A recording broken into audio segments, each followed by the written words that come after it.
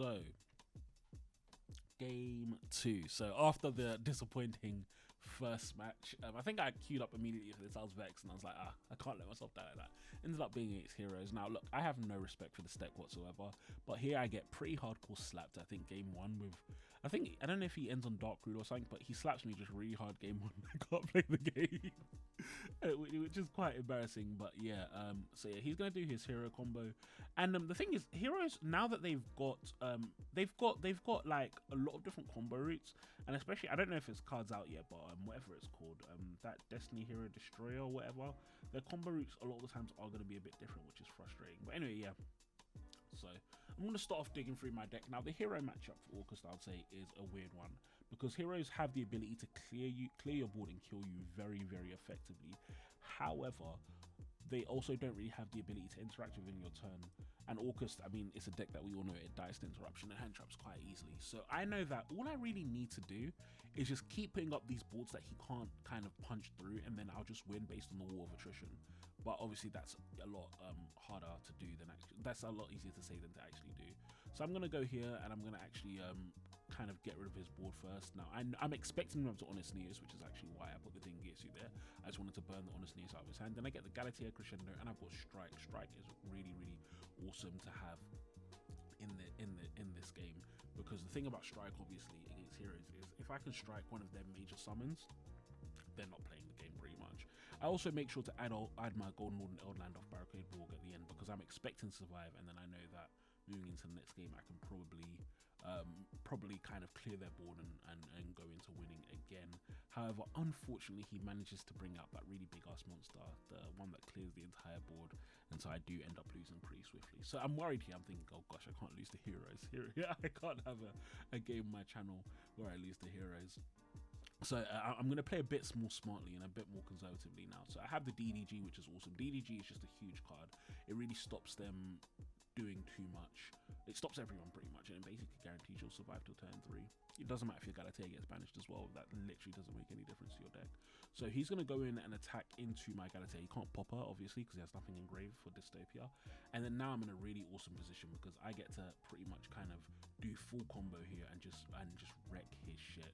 So now I think I have game here, but unfortunately I forgot about Dynatag, and that's another mistake I made because I know that card. I know that heroes have Dynatag, and so I end up making a pretty big mistake here and burn my access code early. But luckily it doesn't matter a huge amount. I do have the shared ride, obviously, which is awesome. So I'm just going to Galatea again, put Crescendo on board, put a Dingy as well. The Dingy is huge because it means that you can't just pop my back row with things like his Stratos, and then I'm just going to start drawing cards off share ride, which puts me in a great position. I'm going to wait until he brings out the increase one, because increase is the one that I tend to negate, because obviously that's the main choke point, and then he's just going to scoop up after that. So we go into game 3, and I think game 3 actually goes quite long. I'm not sure, it's been a while. So he starts off obviously with a Destiny draw now, and this is when you know when you realize they're actually playing a bit of a jank deck, because I don't know if heroes are still playing Destiny draw, but when he had the malicious I was so confused. But oh yeah, he's gonna go into his standard board. Now this is the thing, if he was playing something like Dark Law, he would win. Like, look at my hand, what am I doing against Dark Law? I mean, there's literally nothing I can do against Dark Law if he puts it out, but for some reason he keeps going out for this Sunrise Dystopia board, sometimes with one other stuff, which is a bit weird, and it's just not doing as much as it could against my deck. So I'm going to start off obviously by just trying to empty out his board and then kind of get my standard Orcust board up. One of the great things, like I said, it's an easily repeatable combat loop that's going to be the same every single turn, which gives me a huge amount of advantage. But yeah, so I'm going to beat over his monsters. I was again expecting him to have an Honest, but he didn't have an Honest, which is really lucky.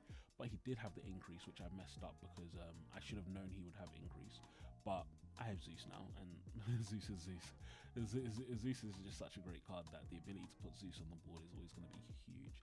So yeah, I've got a crap ton of interruption. I've got Crescendo, I've got Called By, I've got Zeus. In my head, I'm thinking there's no way I can die. So he goes into absolute zero. So I'm like, that's fine. I'm just going to Call By that. Then he goes into increase. I'm going to pop it before he's able to use the increases effect. And then he's going to go into Solid Soldier. And then I'm thinking here, you know what? It just makes sense to clear his board because I can repeat my board. And that's another real huge strength of Zeus I have. Sorry about that, guys. I had a bit of a phone call. But yeah. So one of the great things about Zeus, obviously, in this deck is that you can clear your board with 100% confidence. Clearing your board literally does not matter because you're just going to be able to rebuild the next turn. So go into that Zeus, and then he brings out his Malicious Bane, but I mean, Dingy Send, who cares? And then I know now he doesn't have another Dying Attack. If he's playing Tuna Dying Attack, he's really mocking me.